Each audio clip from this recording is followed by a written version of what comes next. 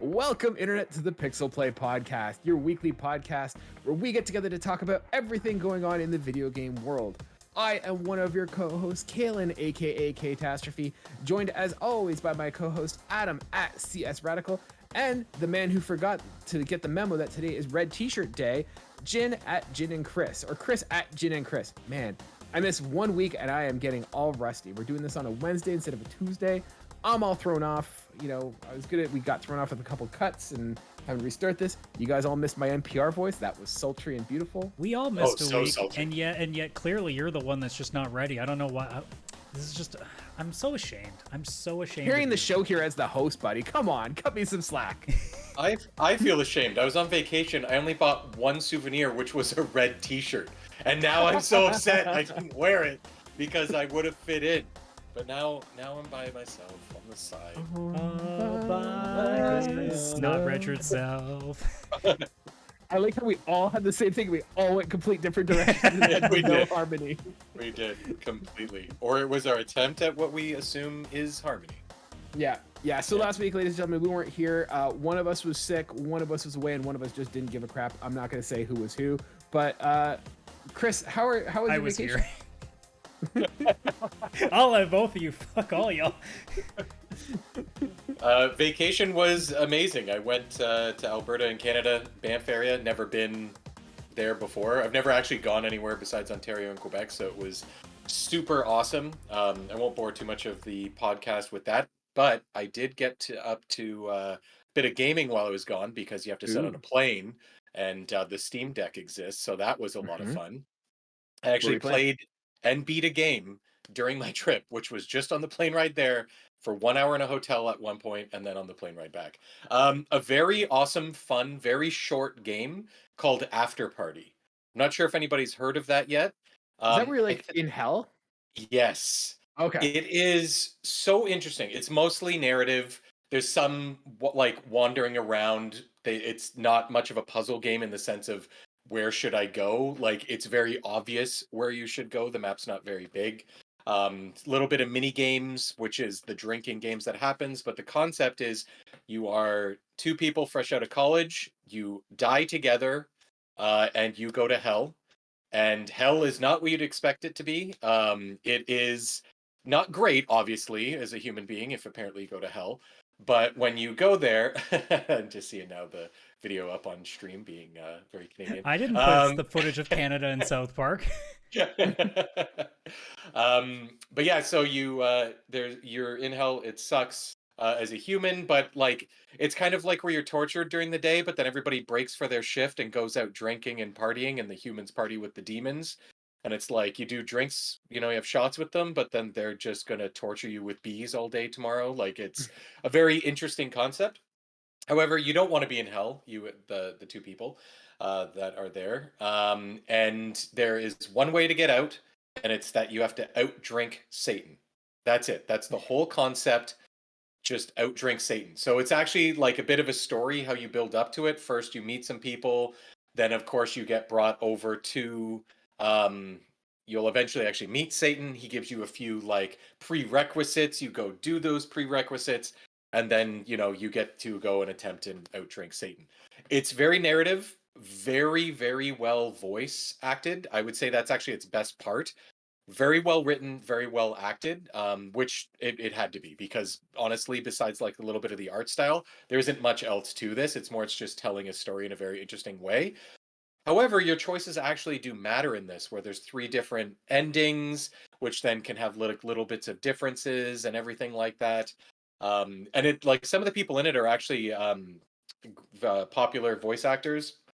One of the main characters in the game named Sam is Ashley Birch, Aloy from Horizon Zero Dawn and such. I think she's also Tiny Tina in Borderlands. She's in it. I don't remember the guy's name. I knew it like 2 days ago. I forget. But Lee from the Walking Dead Telltale series. Oh yeah. Yeah, he was in it. I'm pretty sure he played Satan. I think that's actually the voice that he had done. Like, such great voice actors and stuff in the game. So really awesome. Highly suggested. I beat it in, I think, 5 hours. I didn't go and like get every ending and do all of that. I imagine it wouldn't take very long to do that, but like just playing it through once, hearing the well-written, very like Rick and Morty style well-written kind of stuff where you got to be paying attention and they will make jokes within jokes that then come back later. They kind of make you question also like, you know, what is the correct thing to do? Do I belong in hell? Would I also like to be there, judging based on this? Like a lot of like thinking involved, but really, really, really well done. I have been playing another game since I got home, but I'm going to leave that because I have a feeling that Adam is probably going to bring this game up. Considering he also had footage of it already with for practice before the show started, so I won't talk about that one. But After Party, I highly suggest you get it on anything. I'm assuming it runs on a potato. It's very like not much to the game. Very funny, very narrative. If you like the F word, that's the only thing. They say fuck like every 30 seconds, and it's but very cleverly. So very, very highly suggested. Cool. Adam, what about you? What's new with you? What have you been up to? What have you been playing? Well, it was inevitable. Coffee Talk episode 2, Hibiscus and Butterfly, came out. I needed to get my chill on, and I did. And I've finished at least one run through of it so far. I need to go back now and get most of the achievements and probably figure out what the special ending is that kind of reveals a little bit more, because the first game had the similar thing. And this episode ends with a sort of another sort of like hint of like, hey, you might want to go back and check some stuff. And I'm like, all right, fine. I'll go back and do this again. Apparently, there's a little bit more to it than just replaying it. Unlike the first game, apparently the second one, there's more like actual things you got to do. Like I got to intentionally misserve people, which is going to be very difficult for me because I don't like doing that. Because my OCD is going to hate that. Be like, but I'm supposed to give them this. Why? But Professional barista in you is like just dying. Yeah, just a little bit. I mean, for those who have never seen the game before, Coffee Talk is essentially a visual novel game that takes place in a coffee shop in what I can only describe as a modern day Dungeons and Dragons world. Because that's basically what it is. And it deals with a lot of more cultural issues in it. So it's more just like it's taking what essentially are real life issues and just putting it into this more laid back. Like the music is just really, really super chill. Like it's still like the easiest music to just turn on when I clean. So those soundtracks are so perfect for that stuff. But they take some serious stuff. They do have some funny stuff at the same time. The pixel art is fucking beautiful in these games. They do a fantastic job. What they've done differently in the second game, though, is there's a lot more emotion in terms of the pixel art, because it used to just be a couple of faces here and there. Now they have a little bit more. Like, there's a lot more, like, you could say a little even more anime-esque, where there's the blank stare eyes and the jaw-dropping kind of, like, animation. So, like, they get a couple extra facial expressions and animations and stuff, but they still haven't done, like, that much of a change. Like, the art style hasn't changed. The coffee shop basically is untouched. The system is basically untouched, aside from adding 2 new ingredients, which just gives you more teas to make. But they didn't add any new, any other ingredients aside from 2 new sets of tea leaves. Like, they didn't add, like, another something like... I'm surprised they haven't thrown in something like, oh, now you can start picking lactose-free X or whatever. Like, I don't know, like this character is like a satyr, so he's like half goat and half something. I'm surprised they don't have like something specifically for their dietary things. I'm surprised they didn't. This guy, I'm sorry, Adam, I'm getting distracted just watching this. This guy is totally giving you like fuck me eyes. It's like, am I the only one, Chris, picking this up? He is an influencer, so probably. Yeah. He is definitely like hitting on you just with his eyes. Like I'm trying to pay attention and I'm just getting like completely lost just watching this character. Look, he's not the only character that has those eyes, okay? There's a few people. See, Chris, am I the only one that's picking up these vibes? I couldn't notice because Adam mentioned different milks, and all I could think of is like, feed this goat milk. Let's go crazy. Like that's all I could think. And I feel like I felt that maybe when I first started playing the game, but then as you go through the actual story, I think that helps in realizing that he's not giving you the eyes. Well, maybe you're just not playing it right. And he's one of the newer characters. One of the secret endings. I want to say, I think they've only added 3 2 or 3. I'm already forgetting. If there's one I've already forgotten, then I feel really shitty. But there's really only 2 that I can think of that are like new and like really important ones. Oh no, that's a lie. There's 3 because they added a person in a spacesuit, so they added that too. So you got an astronaut now coming to your cafe? Oh, they're aliens and they just wear spacesuits. Because that's how they hide their identity. Yeah, because that's really subtle. If I see someone walking around in a spaceship, that's the joke. They don't understand that that's not subtle because the only thing they've seen is of us in space is us on the moon. That's how they studied us. So they're like, oh, that's clearly normal Earthling clothes. You figure they get here though and be like, you figure they get here though and they look around and be like, I feel slightly overdressed for this like occasion. You'd think. And you've got this guy with horns, and like, really, they're thinking that this is gonna be an issue. Like, that's where we draw the line. Don't worry about it. Don't ask too many questions. But as a whole, like, as going through the first playthrough, I'm getting a mostly perfect ending. It's very well done. I have one major complaint in that, like, my favorite character basically doesn't show up in this game at all, which is kind of disappointing. But the characters that they do keep over, like, there's a character that starts out as a couple in the first game and they're leading up to like they've been dating and they're potentially looking at moving in together. Now in this game they're starting to talk about getting married and the pitfalls of that and the different issues throughout the various chapters. They talk about the first chapter has a lot to do with influencer culture and how social media is kind of like a pro and a con in life. They talk about things like I said, like dealing with marriage. They talk about the idea of if you have a longer lifespan, then like if you end up living to like 90, but some of your friends are dying at like 50, like dealing with the idea of losing all of these friends and you no longer having any relationships anymore. Like there's a lot of these issues that you honestly don't want to think about when you play this game, but the game puts you in such a chill mood that you actually can handle them, which I think is a strong point that the game has as well, in that it's so easy to just relax on that when they throw these issues at you, it doesn't necessarily, unless it's like an actual trigger for you, it doesn't hit you because it's so well crafted in its own world that you don't exactly like. Chris, look at this man's eyes. Tell me that was not him hitting. I saw that pop up. I'm like, okay. I'm taking him off the screen just so that way you can focus now. I'm not the one doing it. I'm the victim here. But no, I've honestly liked the game a lot. You didn't put any gameplay up when Chris was talking about After Party. I don't know why you're putting your game up now. Because I have prepared. But don't make it like I'm the bad guy here. You are.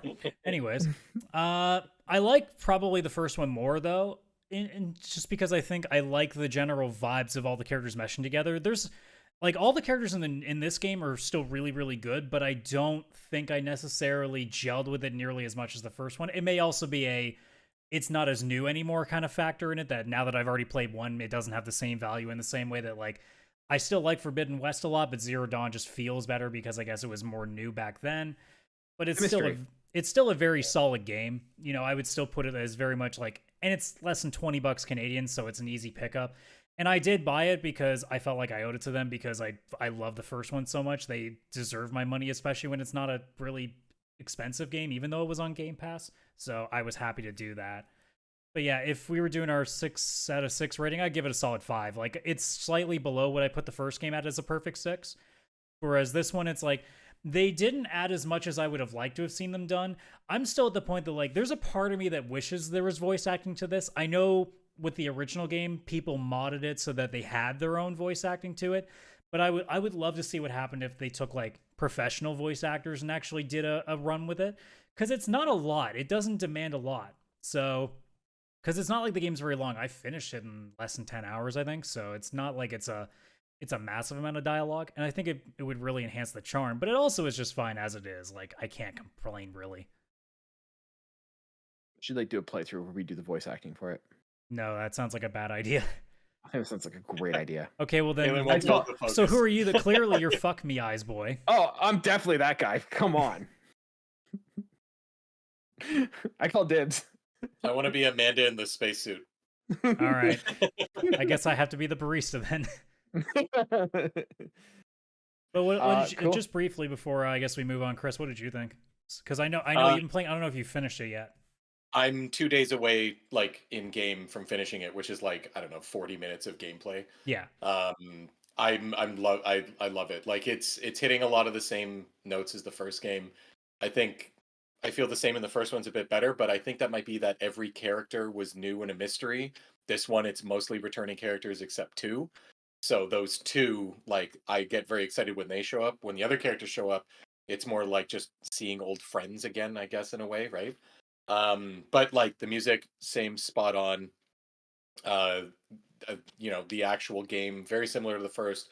Couple new ingredients, couple new things you can actually do, but I love it. Like it's like comfort food, but even beyond that, like it's actually like I love cozy games, but this is one of the ultimate cozy games for sure. As I first started playing my first day back at the gym from vacation, I played the soundtrack to the first game.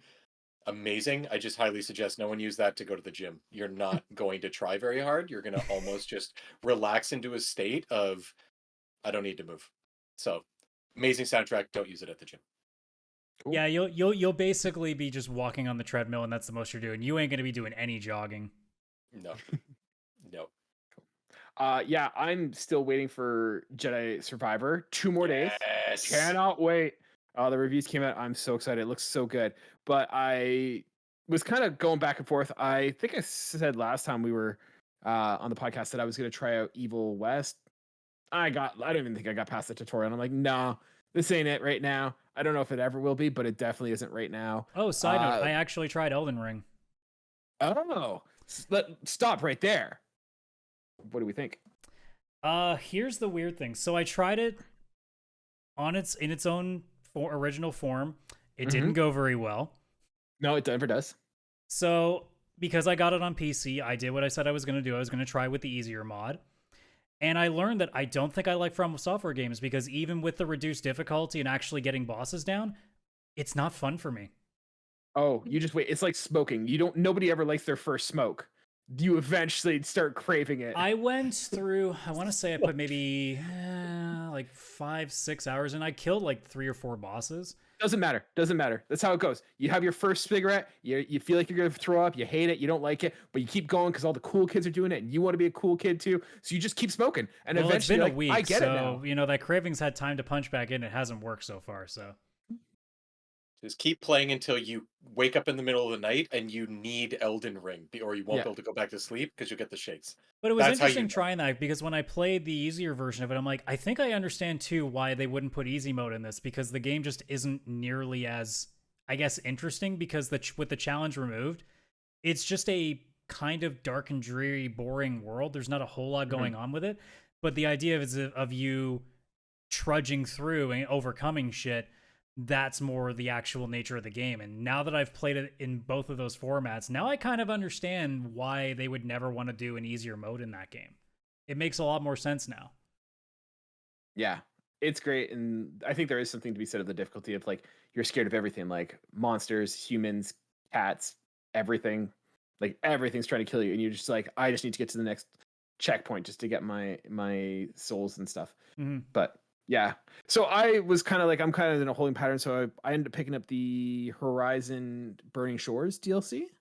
Really enjoying that. So I think if you guys remember, I wasn't I didn't not like the game or whatever. I didn't not like the game Forbidden West, but I felt like it was just, the characters didn't resonate with me. And thank God they are gone. It is just Aloy and you meet a new character. I think her name's Seika. She seems cool. Like I like it so far, early days in, but it's clicking and I am enjoying it. And I have forgotten how amazing that game looks. Like I'm playing it again and I'm just like, holy crap, I forgot how good this looks. Yeah, apparently there's been like graphical updates and stuff since it came out. So that like the performance I wouldn't surprise me. They had plenty of time to patch it over. Even nicer. Yeah. It looks amazing. It's a lot of fun. I'm having so much fun with it. Totally recommend it if you liked Horizon and like Forbidden West. It's just more, and it's great without the annoying characters. I'm going to be taking a crack at it at some point. Yeah, so it's been good. Other than that, like I haven't been gaming too much, but other things that we keep busy. I've been able to sneak out of my house and go to the movies a little bit. For the purposes of this show relevant to gaming, I actually took my son to go see the Mario Brothers movie. Fantastic. Adam, I know you said you haven't had a chance to see yet, but Chris, you have. Yes. We both went with like younger people. I took my 3-year-old, and how old's your nephew? 7. Okay, cool. Yeah. So like, quick, I'm not going to go into spoilers or anything like that. I loved it. Is it a perfect movie? No, it is clearly designed for children. Perfectly good kids movie. I'd say like 6 years old is probably that sweet spot. Maybe 7 for this movie is the absolute sweet spot. It just clips, and you're just like watching. You're like, man, we're moving really fast, and you're like, wait, that doesn't make any sense. I have questions. You're like, no, forget that. Let's just keep going. You want to go see Donkey Kong and have a car race? Fuck logic.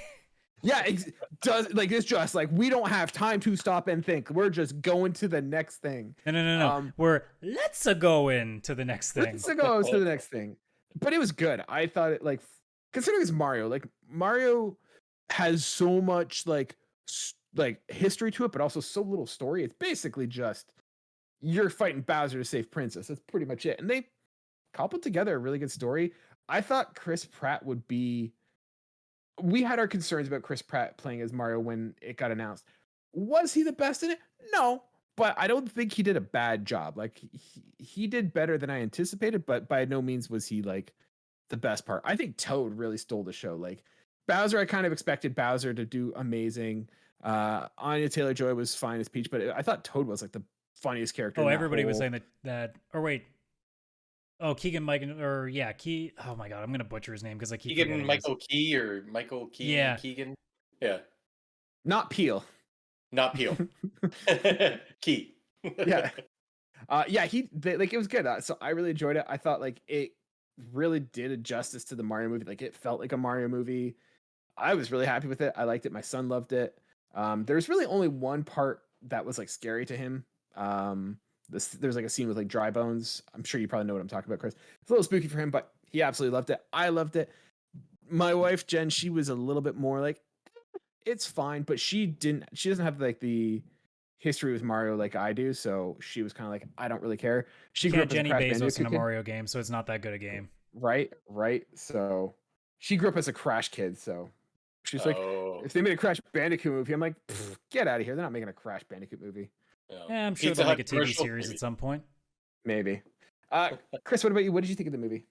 I thought it was near perfection. Like for what it was. Like exactly. I wasn't going in thinking, oh, this is when we finally get to the backstory of blank, or this is when we'll finally see that. Like, no, I think that Mario's going to get sucked into the Mushroom Kingdom world, and he's going to have to work with Peach or save Peach against Bowser, and Luigi will be there. Like, it played out way better than I thought it would, because I found there was so many little Easter eggs in the movie. So many. Like I was sitting there and there's like one scene, and it's not a spoiler or anything, but they're going through the pipes, and at one point it's like level like 1.2 or something like that. I'm like, what's a deep cut? Like, yeah. Jen had no clue that was an Easter egg to there, but I was like, that totally makes sense. Yeah, there was like a billboard that had the balloon fight guy on it. I mean, obviously, there's an NES in Mario's bedroom. Mario plays NES. Like, how meta is this? He's a plumber that doesn't actually do plumbing. He can't afford anything. But he's in the NES as well. So there's a hypothetical world where Mario is playing Super Mario Bros. On his NES, and at no point he's like, what the hell's going on here? Like, there's no some like Truman Show thing going on. He's just like, yeah, I'm playing NES. And you know, if he has an NES, he has the Mario Bros. Game. He's at no point like, what is this? Look, you know that they're just getting set for the Mario verse down the road, right? They just got to be able to have like, so that way when they can change actors and, you know, Chris Pratt can no longer handle the role of Mario anymore, they have somebody else that can pop out of the game and we're good. Yeah, the Easter eggs just kept going. The main, like, the plumbing company other guy that they used to work with, Spike. Yeah. He's actually the main character from Wrecking Crew, another NES game that starred Mario and Luigi, and they worked for Spike. Like, yeah, like in the old Game & Watch games. Yeah, like just crazy the amount of like little details. Charles Martinet shows up like right near the beginning, the actual voice of Mario, dressed as like, I think, a very old version of Mario. I'm not sure what he was, but like there's just so many. He was a token character, Chris. That's what he was. He was, yes, he was. But I loved it. Like the characters they had, the voices, like Chris Pratt definitely was the most like forgettable of all the voices to me. The most forgettable one was Cranky Kong. He was the worst. Oh, sorry. I guess Cranky. Yes, sorry. I didn't even think of that. I would agree with you. Yes, for sure.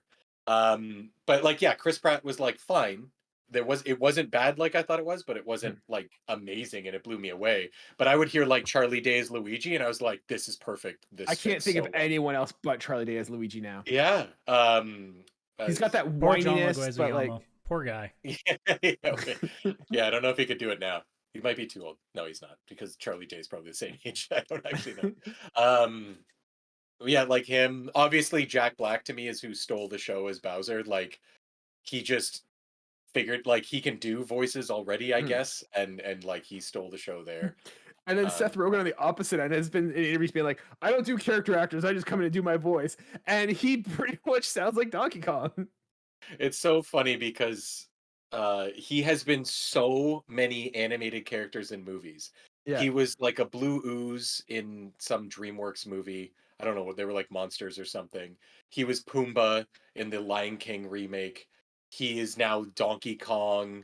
I don't even know what else he's been, but he's been like so many freaking things. Wasn't he and like a it's- hot dog or something like that in Sausage Oh, Party? Sausage Party, yeah. And he's all these characters, but he's not. He's himself, but inside of something. It's me, It- Seth Rogen. I'm trying to think, if they did like another like animated Ninja Turtle movie, couldn't he be like Bebop or Rocksteady then? He I could. can see him being Bebop. Yeah. I mean it's just Big Pumbaa, right? And he's already been Pumbaa, so Just keep giving the guy work. yeah. But yeah, I loved the movie. Don't go in Damn it, thinking Adam. you're gonna You think screwed me anything over now. Now I can't, like, because there's a Teenage Mutant Ninja Turtles movie, and I just want Seth Rogen to be Bebop. else. I'm looking Not at a picture of it right now, and I'm like, that is You're Seth welcome. Rogen. Yeah, great movie. Has anybody good. else had the chance though to check out the Dungeons and Dragons movie? Since I know both of you were into that shit. Yeah. Wait, I have seen it. Chris, you played Dungeons and Dragons? I haven't in a while, but I did used to a lot, yeah. Oh, interesting. Yeah, no, I got to see it recently, which is good. Actually, this is the reason why the episode's late, because I had a chance to go see it yesterday. Don't hate me. I'm a dad. It's hard for me to get to go see movies, and I took the opportunity when I could. Yeah, no, somebody who mad at you for this. honestly is, I've never really had much of an interest in the world. I went because a bunch of my friends were going to go see it. I'm like, yeah, it looks like a fun romp. Let's go do it. I did not expect to laugh the amount of times that I did in that So movie. good. My God. I still can't, from now on, if I ever read the name, I cannot help myself to go, Jonathan! Jonathan! Yeah, I thought the humor was hilarious. Like, at one point, they're like talking through, and they're like, all right, this is plan C. And they're like, that sounds a lot like plan A. He's like, yeah, but plan A has a stink to it now. And it just starts like going back and forth between the two plans. It just keeps renaming them. I thought that was, it's so I was good. so worried though when I saw the trailer, because I'm like, this looks like the kind of trailer where all the jokes have been given and that's it. And it turns out that no, that was about 10% of the jokes. Like there was a lot of shit in there. Yeah. I thought it was really good. Like, it did not take itself seriously, which is a pitfall they had to overcome really easily.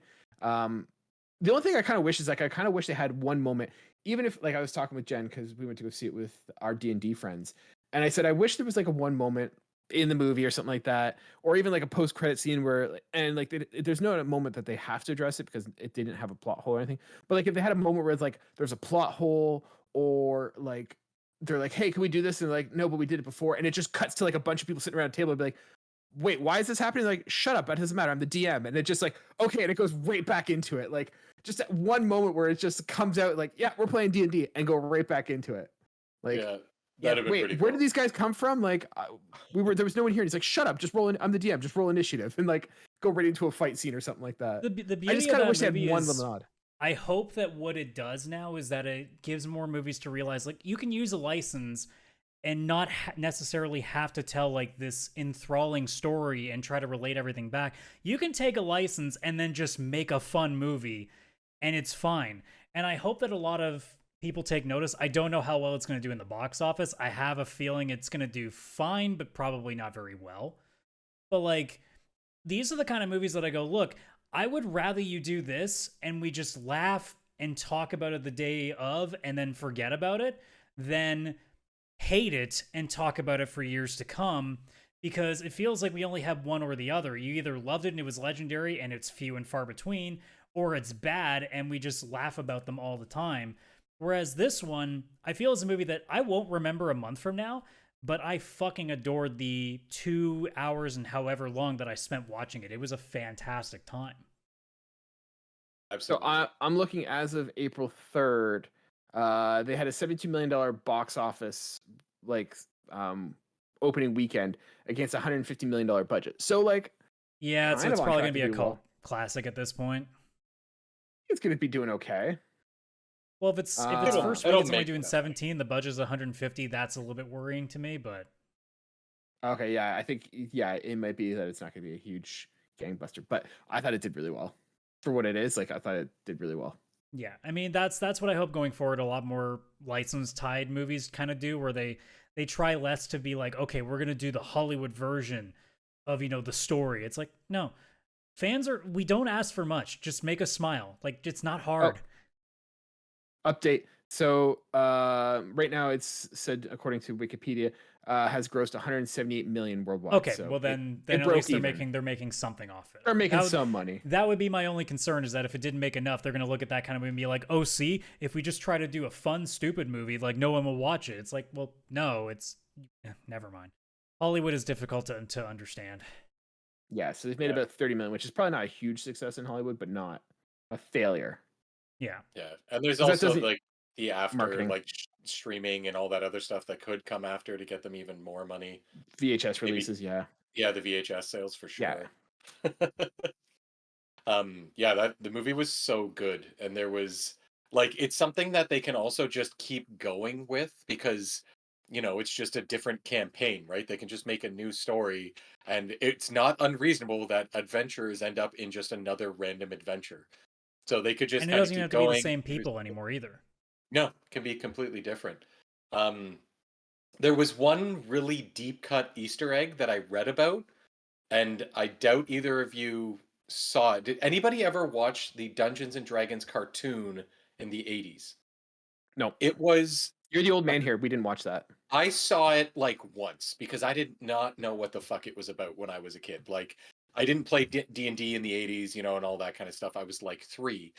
But I remember seeing the intro, and the intro was some kids. This is the stupidest idea of all time. Some kids go to a local amusement park, go on a roller coaster, but when they go into the tunnel, something happens and they come out the other end in the world of Dungeons and Dragons. Okay, So this is starting to sound familiar. I don't know why it happened like that, but it did. They get there and some wizard guy or something gives them all like a role. Like, I will turn you into the rogue. I'll turn you into the magic user. I will turn you into the paladin. Like, goes through. And those kids always look kind of goofy. In the Dungeons and Dragons movie, like I'll say this in a non-spoiler way, but they end like there's a scene where they're in an arena and there's a bunch of other groups there. They look to the left and they see a group, and it is the kids from that cartoon.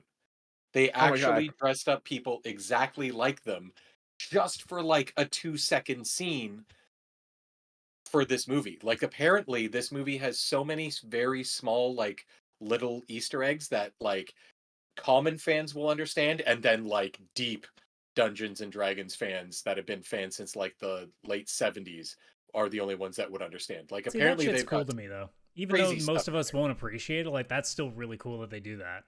I'm Yeah. watching the cartoon intro right now. This is so stupid. There's a Dungeons and Dragons roller coaster ride. Let's go. Like, Yeah, what? it's an 80s cartoon. They were all stupid. They really were. Everyone's But, doing like, coke, and it's just no one knows what's going on. 80s were weird. but the part that that they actually dressed up people in these ridiculous costumes that match the kids from that show, and it's like, wait, so those kids are alive and now they've been thrown into this situation? What the hell's going on? Like, it's awesome. I love that. Loved it so Also, much. I hope Hugh they do a Grant. trilogy. I haven't seen Hugh Grant in a long time in a movie. That was so good to see. Yeah. Yeah. It's Yeah. such a random placement, which is why it worked. And he has delightful. no idea what's going on. He's just there for the paycheck. It's still such a great Oh, line yeah. too. It's like, I can't bear to watch as you die, and that's why I'm going to leave the room. Yeah. Yeah, it's a Yeah. good flick. I definitely. It's nice. Like for D&D fans, it's I think a must watch. And then And even if you're not Even a if you're D&D not- fan, it's a I fun was gonna say, movie. even if you're not, it's Yeah. fun in of itself. Like you won't get some of the cuts, and you'll be like, "What's going on?" But just roll with it. You're having a great time.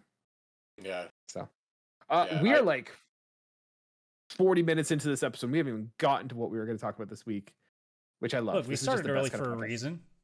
This is the best kind of podcast where it just randomly unhinged off the. Wait, there are other kinds of podcasts? I don't know. I've heard. Scripted. We're the only Yeah. we're the only podcast you need to be listening to, so don't worry about other kinds of podcasts. We're the only But real podcast. yeah.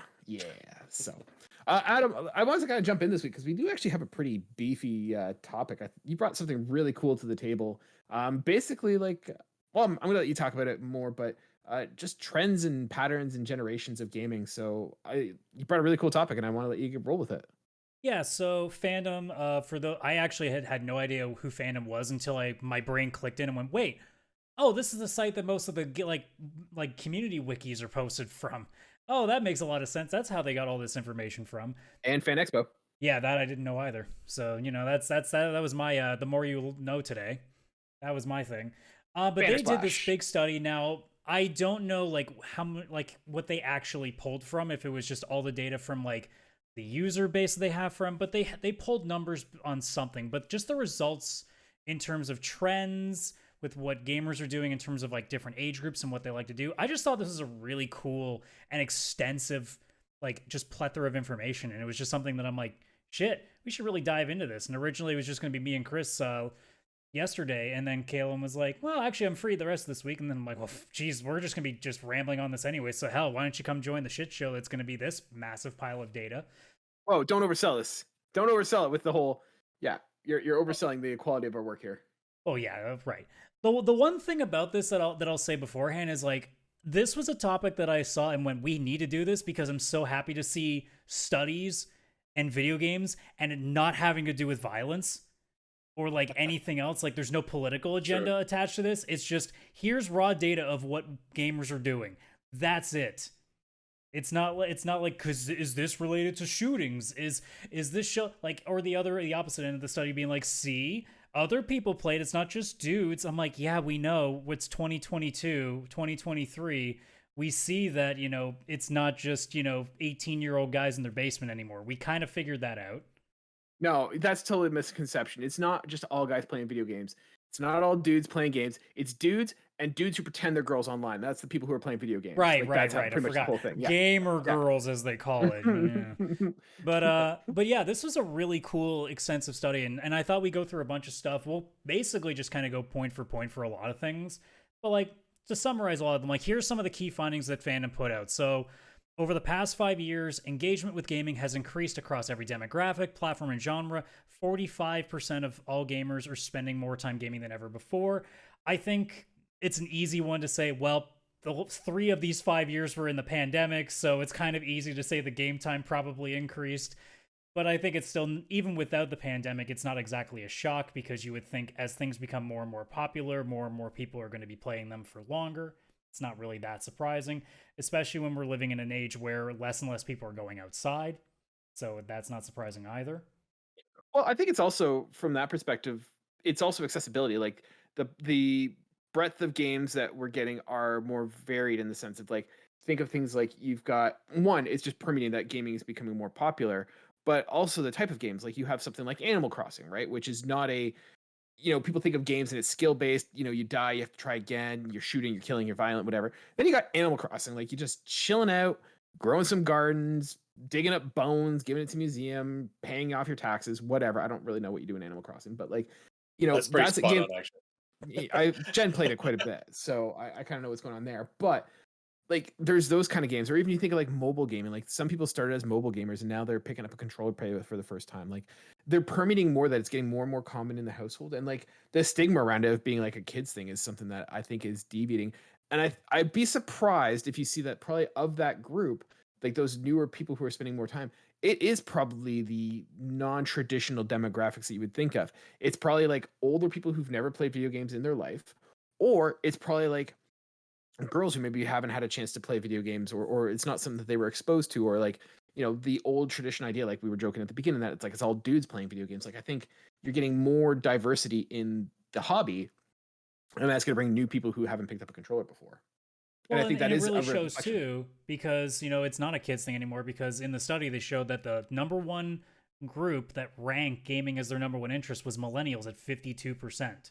We did So it, guys. it's no We did it. longer a kids Screw those maybe kids. up to high school thing. Like, we're like, and I love how they say that we're a key and untapped audience. I'm like, no, we're tapped pretty fucking hard. We are Just, I the guess, not tapped as much as audience. they could be. Stuck it, kids. Go back to the sandbox. Daddy's in town. We're here. But yeah, Daddies. like it's not surprising too, because like for us, especially now too, because a lot more, because now that we're in the age that most of us would be becoming parents, it's not nearly as common anymore for every person to start having kids as they become an adult. So now there's a lot more people who are the age that traditionally you start having children who aren't, so they still have a lot of free time left over. So that means Nothing more but gaming time time and for money. people in that age range. Nothing but time and money on their hands, and they got to spend it on video games. You Living the goddamn right dream. I do. What do you think I got 3 consoles for? I hate you so much. I'm over here just raising next generation, having to watch Coco Melon and Paw Patrol. You're over there playing video games.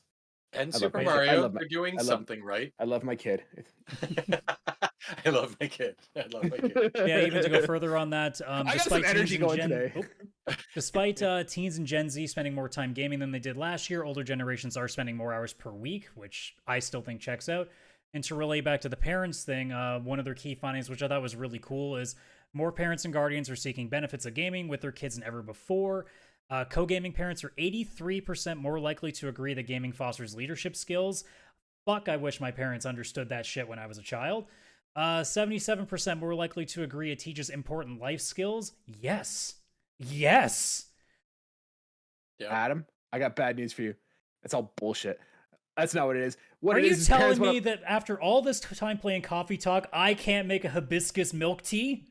Adam, it's bullshit. Here's what it is. Mom and dad want to play video games, but they have little Billy in the room. And they're like, I want to play video games, but I can't because Billy's in the room. Well, if I play with Billy, now I don't have to watch Coco Melon. So I'm going to play video games with Billy, but I don't want to feel like a bad parent. So I'm going to tell myself that we're building leadership skills and interpersonal skills with Billy, when really all I want to do is I just want some squatting up in Call of Duty while I'm playing, Warzone. That's how I'm justifying it. Is my wife like, hey, why are you playing video games all day, Kaylan? Why aren't you going outside? I'm like, I'm playing with little Jimmy over here. Jimmy's playing, so I'm now parenting. I'm not being irresponsible. I'm being a good parent.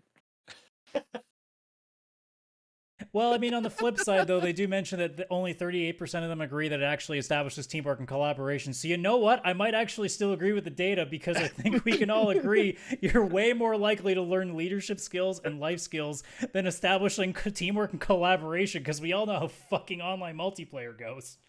Yeah, that's not happening. No one's What does going it for the teach you? flag. Curse No one's words. going for That's what it fucking teaches you. No one's going for checkpoint A. They're all just going for the KD ratio and teabagging each other. Yeah, you don't learn how to work as a team. You just learn how to piss people off harder. That's what you learn in online gaming. Even a kid, like you're in Mario Kart, it's just like, I need that blue shell. I need to ruin my friend. I just need to ruin them. That's it. Yeah. There's no teamwork.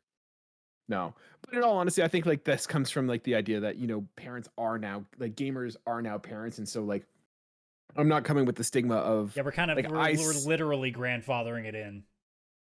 yeah. So like I am playing video games with James. Like we play Mario together. Which I'll play is the Lego top Star game Wars. that parents play. 50% of And you know parents say what? they played Mario. Nintendo has this down to a science. It is so good how they do it, because I can set up James with like a little like controller over there. He's sitting in the corner with a controller that doesn't have batteries in it. He doesn't care. And like I can play, or even if he has a batteries in the controller, like he plays and it doesn't interrupt my game. Like I can carry both of our asses through Mario, but he's still involved and he's still playing, right? So he's still getting that interaction. But like it's not, I don't feel like I'm being, for lack of a better way to describe it, like I'm not being held back. Like I'm not having to sit there, move a little bit ahead with my controller. Okay, now pass me your controller because I have to carry you. Like he can, like we're playing the Nintendo game. I think it's like Super Mario World that I bought. And like he'll die and he'll float as a bubble. And now my goal is just get to the finish line while he's a bubble. And he's like, we're playing together. I'm having a great time. Like Yeah. It's really smart. Like Nintendo, for all the gripes I have about Nintendo, like they probably are the best company right now in terms of like, if you're a parent and you are trying to get your kids in the game, like Nintendo's They've the way definitely to got go. the family Like, audience down. Yeah, Oh, and they do it well. Like it's not shoehorned, it's not ham-fisted. Like it's smart how they do it. Yeah. Even in Mario Kart, because I used to play with my nephew during the pandemic, he would be over a bit sometimes, and Mario Kart was obviously very safe. What sucked, he was horrible. He would just drive off the edge, and I found out that there's all these like accessibility options for kids. One, there's two different ones. One, it forces you to stay on the road no matter what on the track. Mhm. And two, you can set it to auto accelerate and just go. He Yep. literally put his controller down and walked away for 5 minutes and came back, and he came in third place. Like, it just goes for you, but they love it and they feel like they're still a part of it and they're doing it, right? So yeah, they're great at that. Yeah, I have that set up with James so he can play Mario Kart. And on the one hand, it's great because he's getting a feel for video games and all that, but at the same time, it's teaching him that, like, hey, you don't have to work hard. The system, the AI will just win for you, and you're still coming in third place, and you walked away for 5 minutes. The AI, teachings. There's another thing in the survey there that we learned from gaming. Yeah, exactly. So. The last part of the key findings before we start going a little bit deeper in here. This one I thought was really interesting. 80% of gamers of all ages are interested in playing games regardless of whether they are already fans of a franchise, which creates significant opportunities for content creators as they look to mine alternate IP for new gaming franchises. I'm a little disappointed that means that roughly 20% of gamers are basically going off of brand recognition, but given how people are when it comes to how they pick music or pick brands in terms of what they eat, what they drink, what they watch, what they listen to, I'm not exactly surprised by that either. Oh, yeah. Well, I'm curious what they mean by, like, brand recognition. So, like, are they talking, like, if it's a Sony game, or, like, if it's a first party game, or are we talking, like, IP recognition? Well, when Because, I like, guess they say they're interested in playing games regardless of whether they're already a fan of a franchise, it means they're willing to go into something without any knowledge into it. So there's not like a predisposition to it. Whereas I guess it's saying that 20% of people, they'll generally pick like the few things they're comfortable with at this point. But you know what? Those kind of people, like, I think that's a pretty. I don't feel disappointed by that 20% margin, because those are probably the people who aren't here to play, aren't into gaming as a gaming hobby, but rather have one or two games. These are probably your people who play Call of Duty, who play FIFA, who, they don't have a huge library of games. They're those people who have a console and they have 3 games sitting on their shelf. You're and right. that's You know what? all I'm that's sure half of that 20% is literally just EA Sports gamers. It's got to be. 100%. I'm not disparaging, but it's like they're not into gaming as a hobby. They are into that game as a hobby, right? Mhm. Whether it's Call of Duty, whether it's FIFA, whether it's Rocket League or whatever. Like they're doing that, for lack of a better way to describe it, like that esports kind of thing where they do one game and they master it. Candy Crush. That's what they're all playing. Exactly. You got it. Well, you don't But like anyways, candy? we dive a little bit deeper. So the first section that they start talking about is brand and advertiser impact. So 86% of gamers said they were influenced to purchase a brand or product that invests in the gaming space. That kind of makes sense. You're willing to give people at least a look if they actually, do the things that you're actually interested in. Who knew? Oh wow, you actually like, advertise within something that I actually enjoy. I wonder what you're all about. Rather than being like, oh, you're on a park bench. What are you all about? Yeah, that makes sense. That definitely checks out. And then when Death it came Stranding to with the people Monster being Energy drink. Oh yeah, no, yeah. I'm like the one person who doesn't drink energy drinks, so I must be like the one outlier in terms of all gamers that don't do it. Look at Adam over here with his clean limit, probably drinking water all day. Look, I've made it through 2 Ooh. spouts of college and a breakup without drinking alcohol or coffee. I'm not starting now.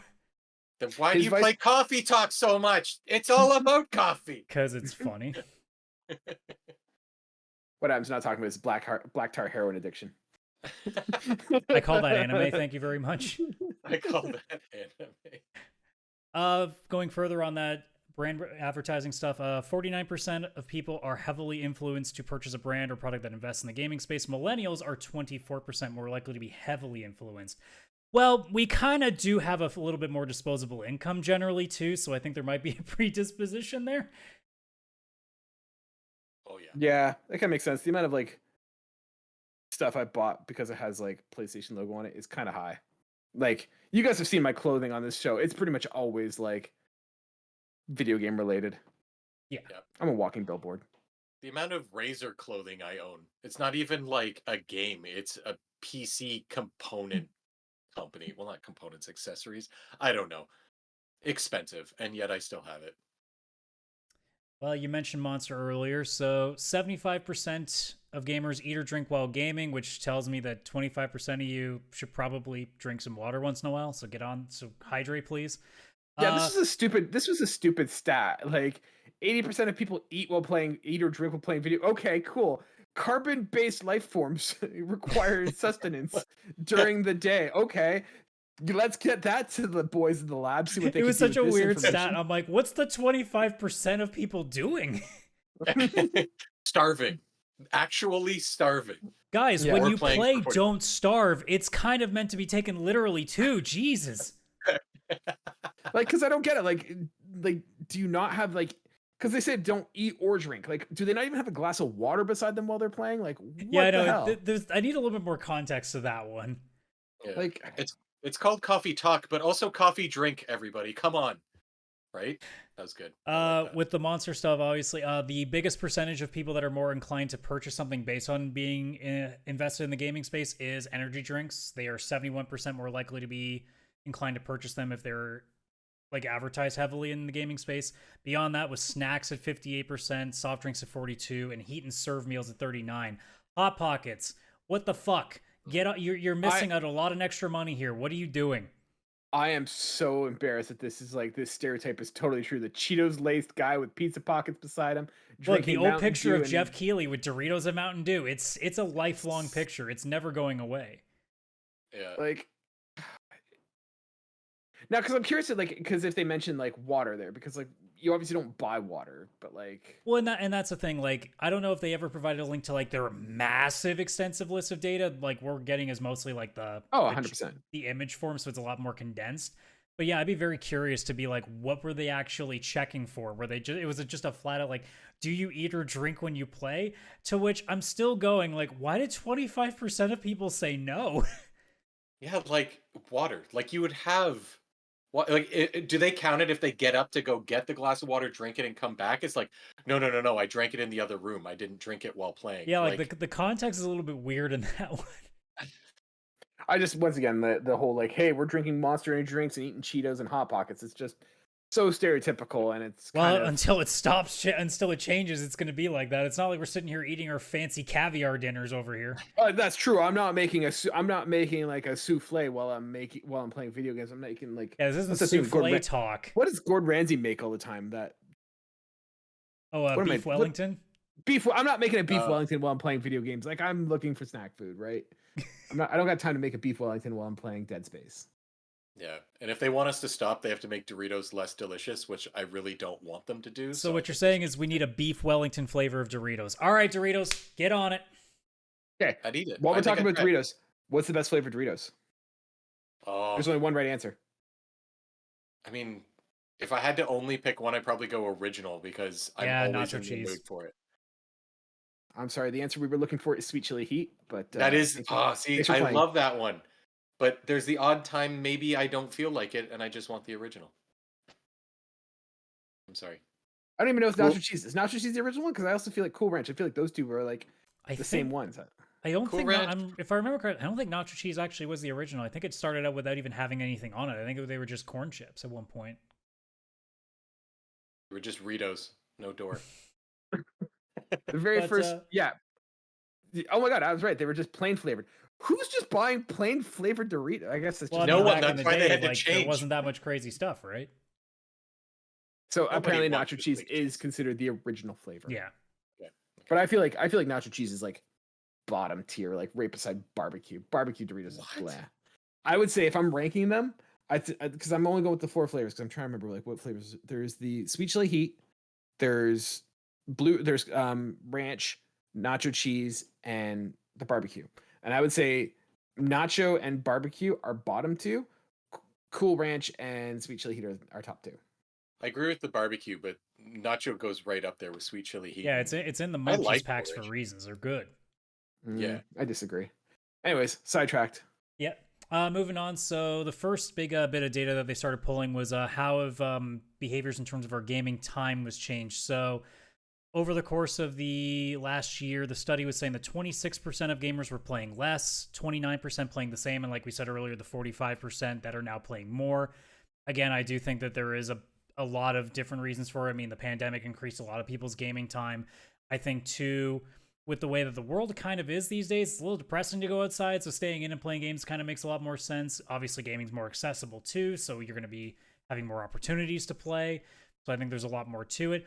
Specifically, in terms of who is doing the most in terms of more time, it was actually tweens were playing more But I think, again, that's also, if their parents let them play a little bit more, I guess they're going to get some more time out of it.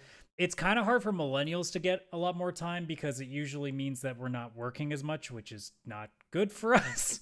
That person has quit their job. Yeah, that's in this economy, that's usually not a good thing.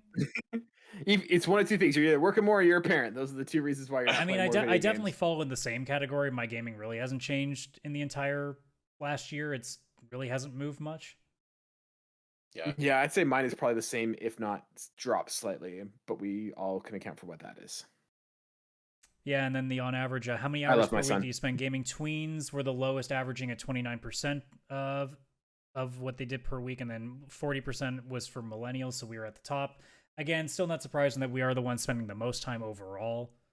Oh, 100%. Because I got a question. I want to talk on this one because we talked about it real quick. Like it came up, and I was curious.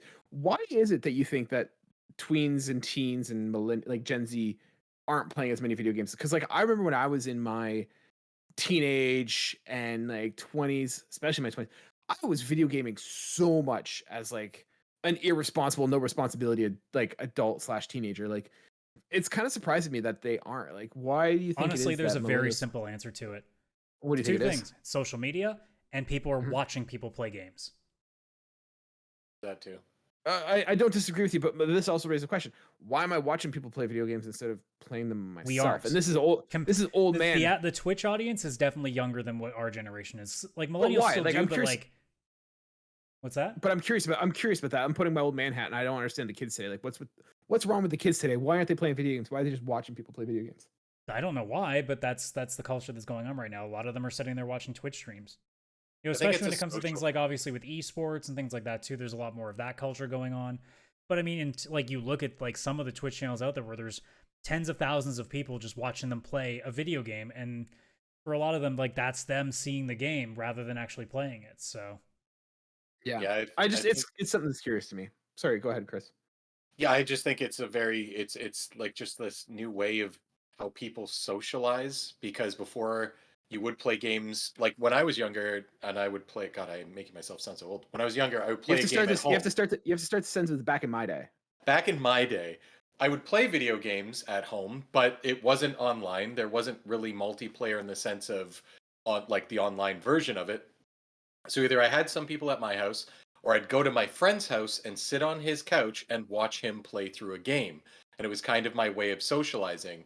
And I think now, kind of what fits in with what Adam's saying is a lot of people don't leave their house as much now and stuff like that. I think it's kind of their way of socializing with video games, like a new version of couch co-op. You watch somebody play a game, and it's like you're sitting on their couch and you're talking to all the people in chat like you're all sitting at somebody's house watching them play a video game. Like, I think it's a way of how people socialize now rather than video games. They're more just finding a group of people that have the same interest and they're hanging out with them, more so than that they're sitting down to play a game. They don't want to play a game. They want to actually talk with people. That's what my assumption is, but I don't know. I'm an old man, so who knows? It's just something that stood out to me. Like, I'm like, they have at their time the most. Now, granted, it's a like correlation curve of like free time to disposable income. And also keep in mind too, like, we are talking about tweens. We are talking about kids that are still going to school. We're talking about kids who their parents are still regularly involved in what they're doing. So, playing sports, having hobbies. Like throwing them into things. Because again, like, I know because my parents did this a lot. They just throw you as a kid like into a bunch of different things to see what you like swimming lessons, scouts. Like, you pick up a musical instrument. They put you in some sort of like club act. Like, they do something to keep you busy. Because obviously they just want you out of the house. Exactly. That's what I was gonna say. They put you in scouts hoping you get lost in the woods. I'd buy them a weekend. Well, you love your son. I want him to come back, but I could use a weekend. Yeah, I imagine they made the drive back being like, damn it, he lived through this one too. He lived through this one. No, trust us. You've got to put the honey out in the bear country. That's how the mosquitoes can't stay off of you. It's like, we keep sending them out with really bright colors. Why do they keep why do the animals not see them? We'll try the opposite. We'll put him in only dark colors. Damn it, he got lost and they still found him. Put him in camo. Camo fatigues, yeah. Moving on, the next topic that they came up with was in terms of the platform usage by demographics. So PC was the highest rank. Millennials were 25% more likely to rank them as their primary platform. Nerds. Our tweens were the least likely to use them as a platform. That makes perfect sense. Tweens can't exactly afford gaming PCs. Can't afford it. No. Actually, so it's interesting.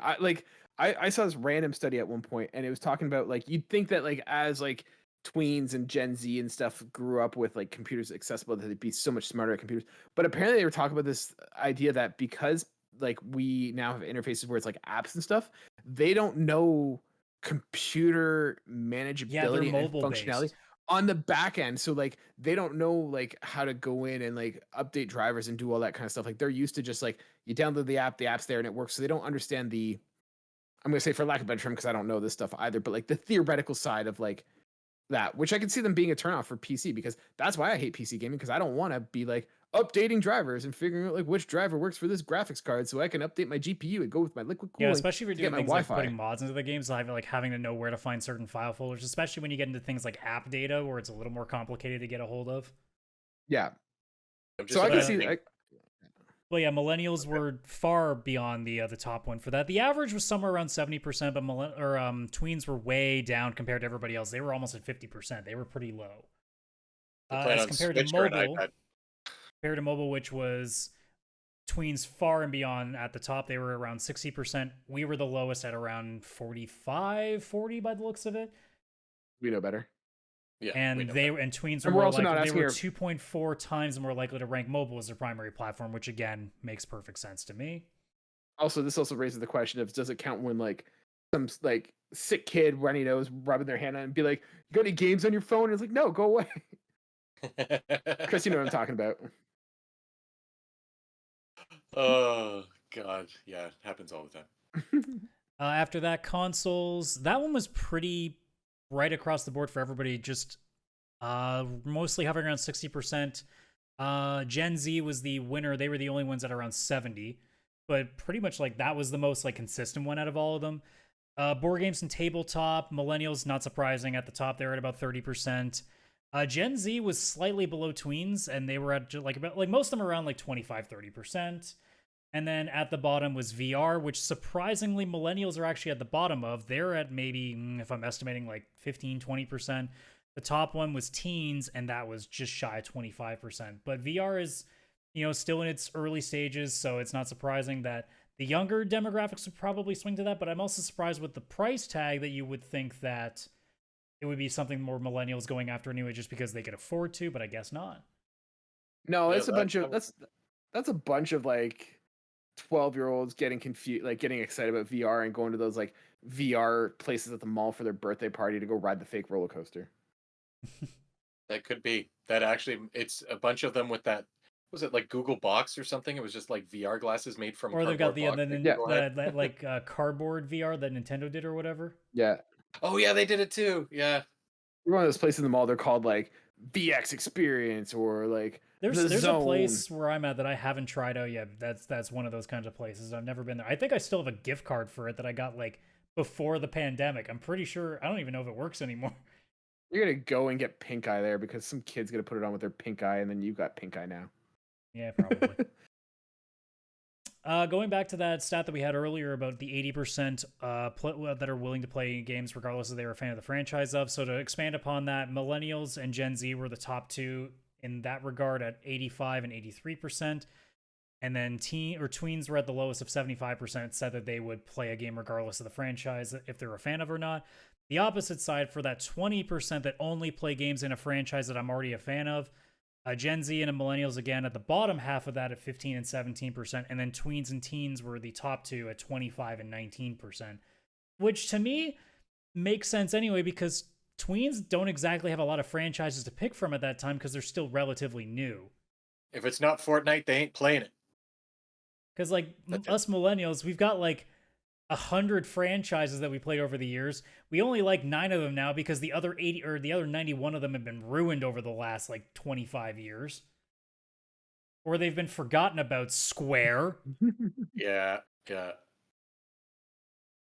All the millennials are just waiting for that Splinter Cell remake. Oh god. I forgot that was the thing that I'm looking forward to, and now you brought it back, and now I'm sad again. I'm sorry. I'm not though. This is the year. It's coming. June. Come on, Ubisoft. It's coming out in June. No, they're doing that whole Ubisoft thing in June. That's when they're going to announce it. I thought you meant it was coming out in June. No, like, God, oh, no. don't. That's going to be worse. I can't wait for it to not be there just to see Kaylan's face. Oh my god. No. Here's the question, Chris. What do we get first? Splinter Cell remake or Skull and Bones? Beyond Good and Evil 3. Or 2, sorry. No, 3. Yeah, they're skipping 2 at this point. It's a lost cause. No, it's actually going to be a Splinter Cell and Skull and Bones crossover. I'm so tired of Splinter Cell just being a DLC thing. Pre-order Just bonus. gonna be called Splinter Cell Splinter and Bones. Splinter Bones. That's what it's going to be. He goes back in time, like the Teenage Mutant Ninja Turtles in the movie. And look, I'll play a game about Sam Fisher in medieval times. That sounds like a fucking riot. That sounds like Evil Dead. What are you talking about? That's Army of Darkness.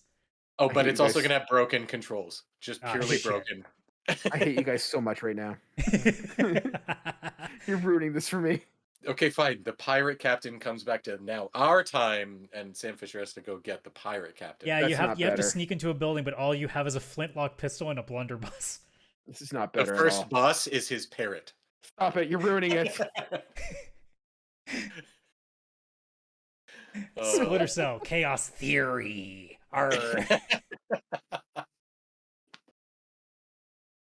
Oh, that is.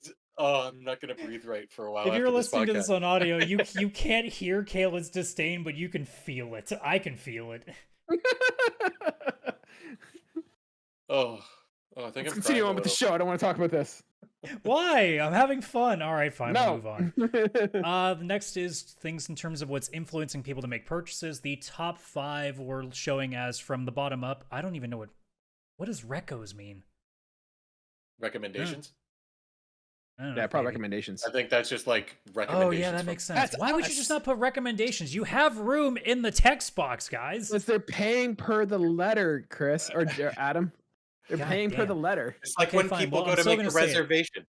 The recos are number 5, price is number 4, design and visuals number 3, storyline and plot number 2, and then game quality number 1. Shocker. Game quality? What? Yeah, I can see that. That's what. But in terms of, I'm surprised price, because I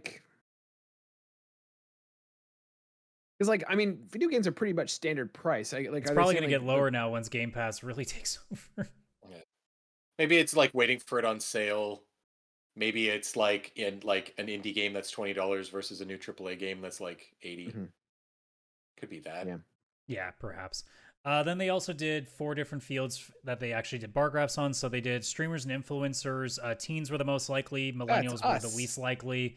So I don't know what we're doing here trying to get our own audience to buy shit because it's not working. Hype and buzz, tweens were far beyond the highest. Millennials, again, at the bottom.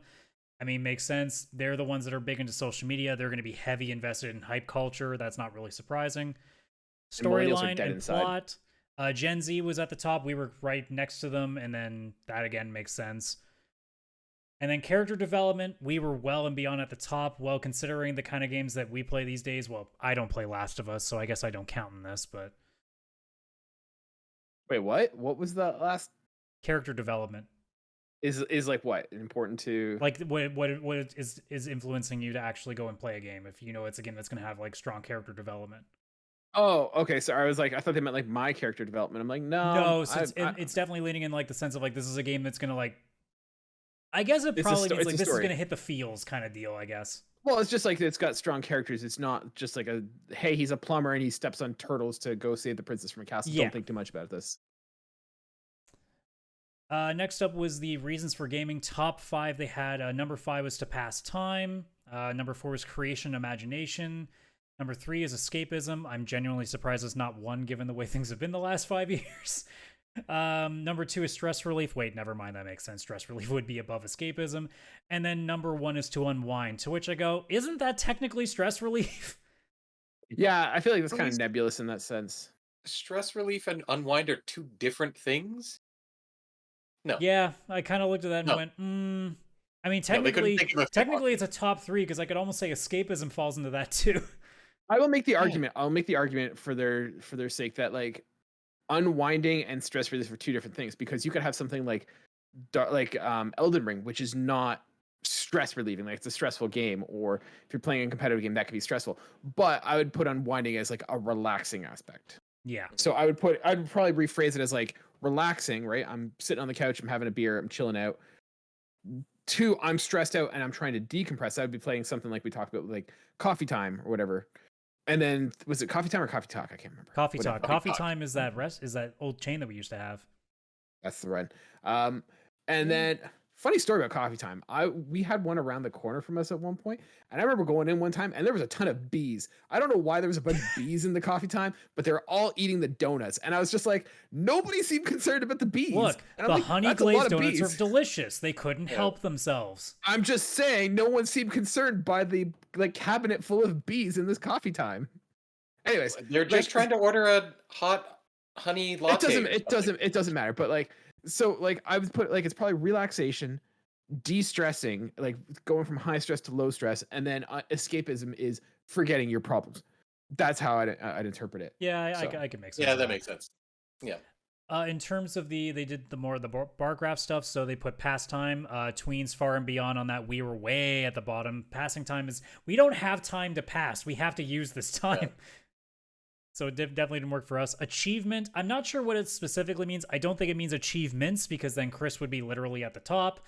But you know, I'm sure if EA's sense of achievement and accomplishment, I'm sure that's what they were referring to. Tweens, again, far and beyond at the top. We were well at the bottom. Intellectual stimulation, we were well at the top. Tweens were way at the bottom. Well, that's because kids are fucking dumb. All right, moving on. I don't know, I'm pretty dumb too. I don't think that has anything that's true. to do with We age. all are fucking stupid. Oh yeah. Exploration, again, we were way at the top. Tweens very far at the bottom. To unwind, Gen Z was at the top right now. Actually was pretty consistent. Like between the other three groups of tweens, teens, and millennials, we were all pretty close to each other. And then social connection and community, tweens and teens were the most at the top. We were most at the bottom. Well, that's because we've made all our friends. We don't need any more. So this is an interesting thing. I want to talk about going back to the one you were talking about, exploration, right? And you were saying that millennials are high on exploration and like teens and tweens are not. And I wonder if this has something to do, because I know like with younger kids, and I know we're talking like different generations, but like predictability, expectations, knowing what to do. Like I think it might be something interesting that like for teens and tweens, like they're still like exploring a lot. They're still discovering a lot in their day to day. So maybe they're looking for less things to explore. Whereas us as, 30 some odds, like we've seen the world. It's kind of boring. Like we've Google image pretty much everything we want to referring to exploration, meaning more like to go around a world in a game and explore it, which would make sense given the kind of games that tweens are playing, like Fortnite, where there's not exactly like they've seen the world 1,000 times, whereas we'll go and play open world RPGs a lot more often because we just want to go and just walk, right? Well, that's what I'm saying. I wonder if we, as like being older people, like we've seen like the mystery of the world is over for us. Not to sound doom and gloom or anything like that, but like we've Google imaged everything we want to Google image. Like we've done the like geo mapping, Google Maps, everything that we want to see. So like we're looking to explore new things. We're looking for mystery. We're looking for discovery. Whereas tweens and stuff, they're kind of still getting that, right? Like, and I mean, like if you're playing games like, Rocket League or Mario or what, like it's not exactly, there's not much to explore. It's very like condensed in where you're at. You're not exactly going to be able to do a lot.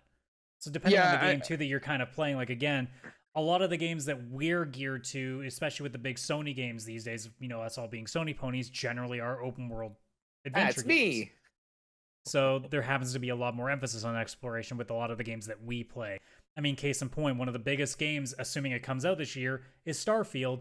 What do you think that game is? A fuck ton of exploration. It's not gonna be that big. How many planets do they say every it was going planet's to be? gonna be unique. No, I meant like, it's not going to be that.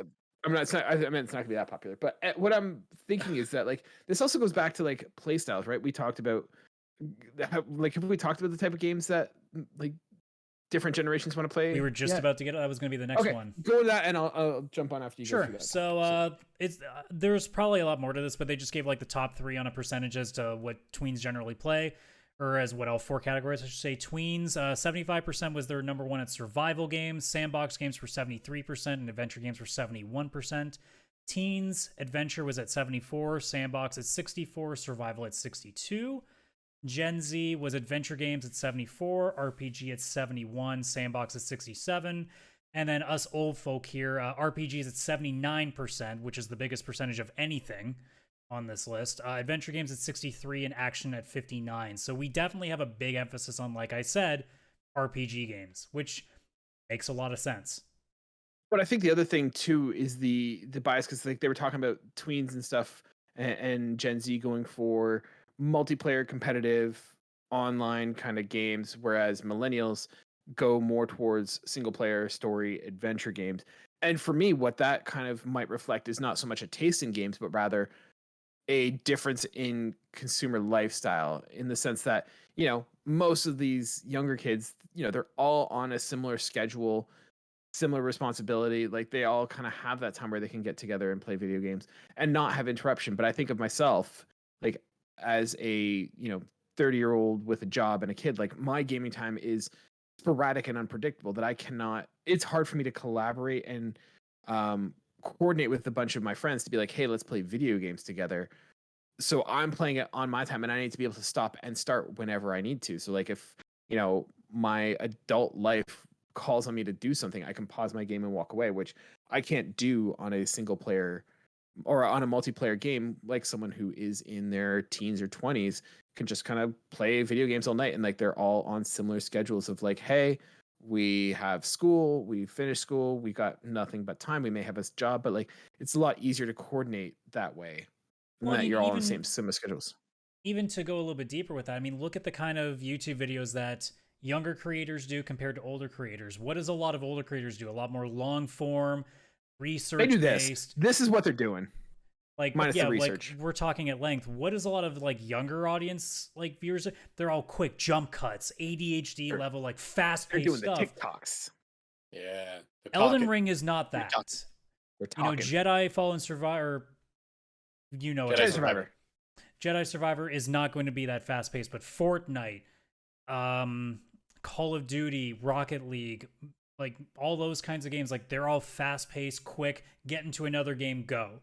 That's why a lot of the games that they're going into right now is a lot more short form, whereas a lot of the stuff that we're into is long form, because A, we have the time to really sit down with that experience, and two, it's kind of just we are at mentally at this point, because we don't need to have like the flashing lights and just like our brains to be hitting overdrive all the time. We'd like to just kind of pull the seat back and just kind of go deep into something. Because I mean, again, it's like, Yep. you know, I'm not hearing stories about how, you know, kids at the age of 12 right now are all getting together playing WoW or Final Fantasy 14, right? Like it's generally a much older community right now with these types of games compared to battle royale games, which is a huge younger audience based setup. I mean, there's obviously older players that play that. There's obviously younger players that play that play WoW and stuff like that. But it's definitely a disparaging difference between the two compared to obviously the sheer amounts that play what they respectively like. Yeah. Yep. Basically, young people have no attention span anymore, and they're going to fail now. Yeah. At everything except Fortnite. They'll be good at that. Now, in the Man, does interest anyone of not spending too much time on like going in between like every single demographic, we'll just focus on ours because, well, we can only really talk about us as much. So for the profile that they put on us, so they said millennials turn to games that have depth and complexity to them to foster exploration and intellectual stimulation. That's sort of true, but I also know what I play. I play some dumb shit too, so I wouldn't go too far on that. Yeah, 100%. But motivations, stress relief was 53%, so was to escape at 53%, to unwind was at 46%. In terms of influences, game quality was our biggest one at 70%. Well, yeah, we've kind of been around the road. We know what a good game looks like. We know what a bad game looks like. That's why a lot of us immediately drifted the fuck away from Gotham Knights, and will be doing the same for Suicide Squad, compared to obviously a game like Elden Ring or Horizon or God of War, where we've seen the track record and we know what we're getting into. Storyline, 63%, again, checks out with the RPG being our big thing. And design and visuals at 57%, which again makes sense. Like, we've been around the road long enough. We do kind of like distinctive looks at this point because we've seen so many. Oh, yeah. I mean, Hi-Fi Rush was a big example of that. It was a lot more different from what we were used to seeing, so it definitely got some attention. In terms of content drivers, game mechanics was our highest at 72%. Again, checks out because we've been through a lot. Immersive world, 70%, checks out with RPGs. And then character development, again, also checks out at 67%. So those are our big stuff. Platforms, PC was above and beyond our big thing at 81%, console at 59%, mobile at 47%. And then genres, like we said earlier, RPG 79%, adventure 63%, action 59%. So it definitely does show that like the majority of our age group generally plays longer games that have a lot more depth in terms of story and characters. And honestly, we're just suckers for quality now because, well, we're not 9 anymore, so playing the Magic School Bus video game is not going to be nearly as interesting anymore. So god damn it. Actually, who my kid and I would play a Magic School Bus game just for nostalgia's sake. But we're kind of looking for something that's got a lot more to bite into rather than as kids where your parents went to a dollar store and bought a game that you had no idea what it was, and you just ended up having to play Wario's Woods for most of your childhood because that's all you had. That was the game you had. That's all you had until your birthday or Christmas, and you were just this was the flag you put this is where you put your flag, and you're gonna die. If you got lucky, they rolled the dice and just something was on sale where they went, and it happened to be Link to the Past. I wasn't that person, so I never got to. I got Where's Waldo on Sega Genesis, and it had 3 images. I'm trying to think, what was the worst game that we owned on our old consoles? Now oh man. We had nothing but bangers. Or at least that's what I tell myself. Tommy Lasorda's Baseball. That is probably the garbage baseball game. No, or the best. We're not sure. I'm surprised I didn't have Mario Was Missing. I'm very disappointed in myself. Yeah, my buddy had that. I just knew to avoid it. I would have picked it up for sure if it weren't for him. But last but not least, we get to the final section that is definitely Kaylan's section here for co-gaming. Hey, I'm a kid. I have a kid. So parents, obviously, choosing gaming as a way to bond with their children. The top 3 reasons as to why they play games with their children. Number 3, at 41%, they want to pass down their gaming fandom. That's true. So, of course, look, we don't get a lot of chances in our life to indoctrinate people. You fucking better believe we're going to. Yep. 44%. I do that number with, 2. I actually do that with Star Wars with my kid too. Like we have so many Star Wars books and like all this stuff because I just want to indoctrinate him with Star Wars. And like people ask like, what happens if like he doesn't like Star Wars? And I tell him like, he's going to grow up in a household and a world that he doesn't know that that's an option. He's going to go to other people's houses and be like, yo, where are your parents like Star Wars Lego? And they're going to be like, our parents don't have Star Wars Lego. And it's just going to blow his mind that there are some houses that don't have what Lego. Is Star Wars? Like Star Wars. Yeah. It's going to be a world that just like some kids grow up in like Catholic households and they're like, that's all we know. He's only going to know that Star Wars is an option. So what you're saying is Chewbacca is going to be Jesus. Got it. All right. That's a choice. That's a choice. Number 2, 44%. Their kids ask them to play together. Surprisingly, actually a true thing. Like James doesn't always ask, but he will at times ask like, hey, can we play this game or that game? Like, can we play the racing game? It's the thing too. Like you see your dad doing something, you kind of want to just do it with them because you just want to be with your folks. Like as a young kid, that's all you want to do. That's true. And then last but not least, number 1 at 56%, it's a fun activity for them to do together. Well, yeah, if you love gaming, honestly, here's the thing. Why is that only 56%? I told you this at the very beginning. Parents just want to play video games and they're like, I also have to parent. Can I put these two together? And that's what they do. Yeah, there should be like in the fine print 100%. They just want to play games and just and be able to at least like not look like they're a bad parent ignoring their kids.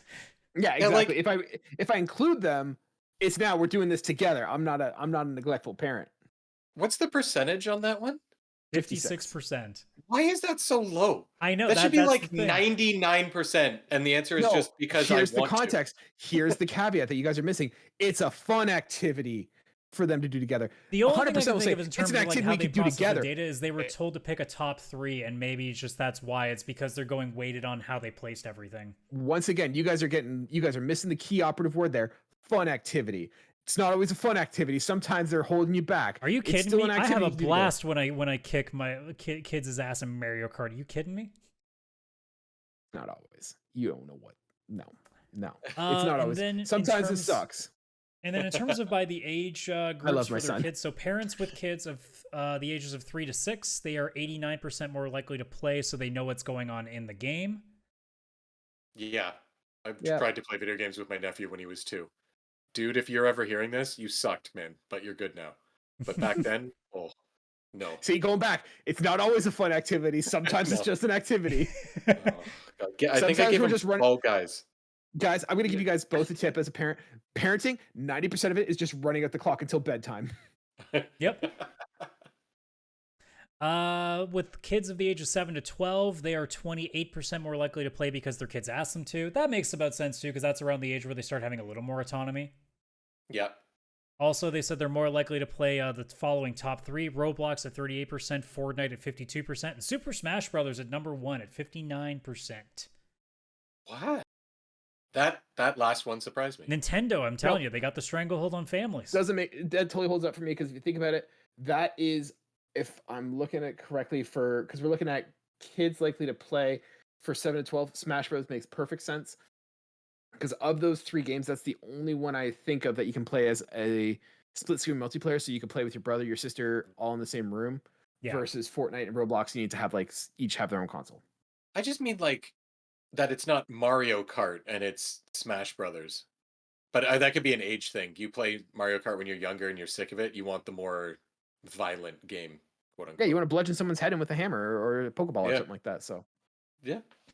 And then lastly, this one was interesting to me. So parents with kids between the ages of 13 and 17 were 46% more likely to play because they want to pass it down to their kids. That's a strange sentence, because you think at this point that decision's already been figured out by now. But again, as somebody who's not a parent, I guess I don't know. No, here's why it's probably at this age, because this is at the point where I can start showing them the cool shit in video games. Like, this is where I can start bringing out, true, because you can show Last like, of Us and stuff like that. Interesting shit rather than just being Yeah. like, you know, I don't have to worry about right. like Now you can be like, exactly. all right, we're playing Persona. Gloves now. are off, kid. Time to get good. Put in Demon Souls. Let's go. All right, kid. Your Stop dad's too crying. scared to play Resident Evil, so you're gonna have to beat this for him. I've already warned my brother, when my nieces become old enough, they're gonna get some weird shit exposed to them. They're gonna find they're gonna go down that rabbit hole with me of just some of the crazy stuff I found over the years. And I'm going to burst your bubble. They're not going to care. They're going to be like, "Cool, Grandpa. We don't care. This is boring." It's Uncle. I don't want to wait for my turn for a turn. Rude. Like a turn-based RPG. Oh yeah, that's gonna be a hard one to pass on. Oh shit. Apparently, the more likely to play for that age group, Splatoon at 56%, Cuphead at 66%. Very disappointed there was no 69% anywhere, and Rocket League at 89%. Whoa, Rocket League. But yeah, that holds up. Yeah. And then the last page I have here, 79% of co-gaming parents do activities around gaming other than playing the game. Yeah. So we're talking like things like discussing and like teaching, things through that. So like here's some more data on that. So 47% of co-gaming parents discuss the contents and strategy of the game. 37% share the achievements that were earned, and 34% research the characters and universe of the games together. So a lot of it's just like talking about like, what are you seeing? Like, what are we learning? And like pointing things out. That could also be like Link. That is Zelda.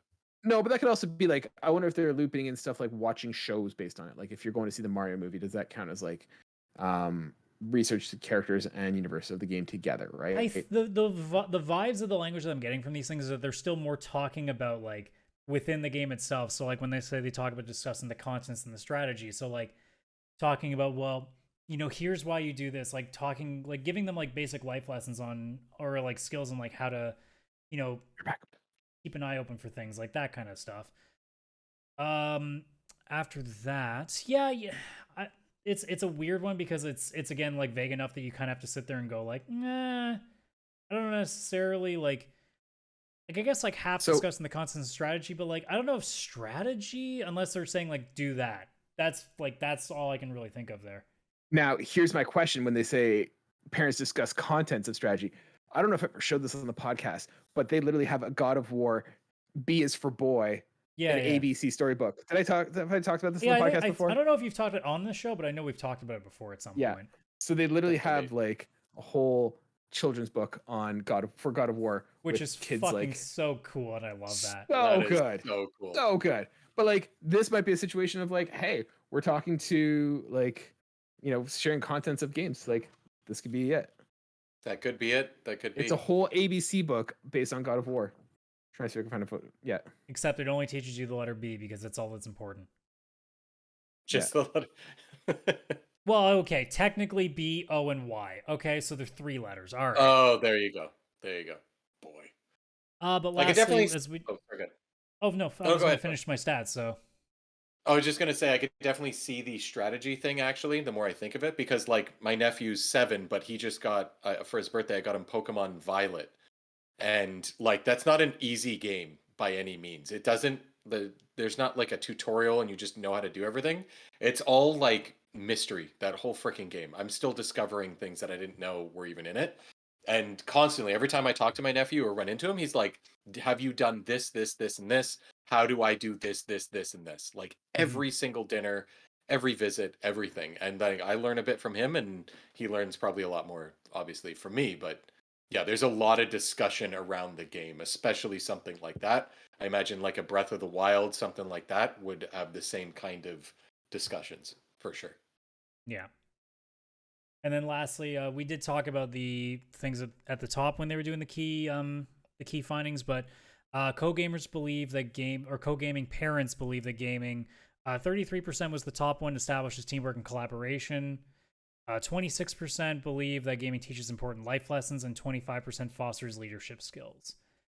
Which I think honestly, it's gonna get higher and higher as things goes on, but it's honestly not a bad number, considering that at one point gaming used to be basically in the minds of parents something to get their kids away from them, and that was it. Yeah. It was definitely looked at negatively. Like a parent would be like, "Why are you wasting your time with this nonsense with these I mean, it's games?" crazy. Like, we're so far removed from Jack Thompson, but it still feels like yesterday because, I mean, really, like, obviously, like, Trump recently, when he was still in office, was talking about, violence in video games and stuff. So, like, it's not like it's ever been gone, but it's just when it's in its heyday where it was, like, de facto number 1, it was like, that was like San Andreas era. Like, that was a long time ago. That was even earlier than that. It was Mortal Kombat. That was where it started. Yeah. Yeah. That's why I had the ESRB. Yeah, I was now, thinking is 'cause the of hot Mortal coffee Kombat. one was where I was at for a second there. But yeah, Jack Thompson was even well before that. Yep. Oh yeah, hot coffee. Throwback. Speaking of coffee talk. Look at this All coming version. It's all circling back, guys. It's all circling back. I want coffee Yeah. now. That was I'm sure that I don't know if they're gonna post like an actual like bigger version of this, but like even just from what they did show off, like there was a lot to unpack there, a lot of interesting data that just kind of shows like kind of where we're trending these days. It seems like the industry's getting bigger than it ever is going to get. I mean, it's still a constantly growing industry, and just the intrigue of seeing like what different communities are kind of doing. Like again, I'm not surprised that the younger demographic is skewing to more fast-paced, multiplayer games because, well, that's what's popular in most streaming cultures for content creators. Whereas I'm not surprised that for gamers of our age, it's what generally seems to be selling well on PlayStation and Xbox because, well, those are the ones that are playing those consoles the most. It's not really that surprising. Yeah. 100%. I feel like this has just been an hour of old men just complaining about what's wrong with kids today. Yeah. They're TikTok and they can't afford PCs. They think everything's an iPad. That's all. That's the too long didn't read. I'm sure Yeah, we come back to me when your phone has RGB on it. We've made so many generalizations about the younger generation today. It's been great. I'm sure we alienated a good Get chunk off of our of my audience. pixelated lawn. Comments Awesome. under this video. Boomers complaining. The episode. Cool.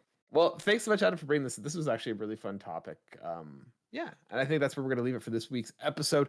Well, if it was you either like that or we were going to talk about Microsoft for the upteenth time. And like, how many times can you do that broken record? especially considering none of us have any sort of like experience in the gaming industry or in business law. So this is this is much better idea. So thank you for bringing that to our attention. Yeah, like I saw people that were talking about being like, what does this mean? I'm like, nothing. Shut up. Stop. Stop caring about this story. It doesn't mean anything. It's just legal and fighting. For God's sakes, they're going to be fighting over this for years. Remember, one of my takeaways for my predictions for the year or next year or whatever it was at the beginning of the year was that we were still going to be talking about the Microsoft acquisition at the end of the year when it's Jeez, over. I'm gonna and make a it's not prediction: is we're gonna stop talking about it because we're gonna be like tired of reading these stories. Today, legal jargon happened. It's like now there's gonna be a story. It's like, oh, but in Malaysia they put it through. I'm like, shut up! No one cares. No one knows what it means anymore. It's like, It's like I just saw tell me the game. It's coming out on Game Pass next week. That's all I want to know. Jesus Christ, I don't care. I've known about this acquisition for like what it feels like 10 years now. Yep. It's like I saw an article that Apple beat Epic in the like courts or something yesterday over the whole suing or whatever that Epic was doing against Apple. I was like, I thought that ended 2 years ago. Why are we still Right? talking? What Like, is happening? That's the thing with legal things. Like people just think like you sue and then it's done in a month. No, that shit goes for years. Yeah. Especially it's with annoying. large companies, that shit goes on forever because especially when you know you're going to lose, you ride that shit out because you try to get to a point that, you know, the opponent just decides to settle for cheap. So Anyways, Oh, I yeah. think that's a good spot for us to put our flag in for this week's episode. Thank you so much ladies and gentlemen, for sticking with us, listening to us. We greatly appreciate it. If you want to find more, you can always find more episodes of the Pixel Play Podcast wherever you get your podcast by searching for, guess what? Pixel Play Podcast. You can also find us on YouTube and Spotify if you want to see our lovely faces as we do this. Hey, if we could ask you one quick favor, we'd ask that you please share this with your friends, like and subscribe. It really helps us out, helps the YouTube algorithm gods out. They really appreciate that, and so do we. With that being said, if you want to be part of the show, you can also email us at pixelplaypodcast@gmail.com, or you can find us on our socials. Just search for Pixel Play Podcast. We're there. We also have a link tree. Link tr.ee/Pixel Play Podcast if you want to find all that contact information there. With that being said, I've been one of your hosts, Kaylan, aka Catastrophe, joined as always by Adam at CS Radical and Chris at Jin and Chris. Thank you so much, and we'll see you guys next week. Bye for now.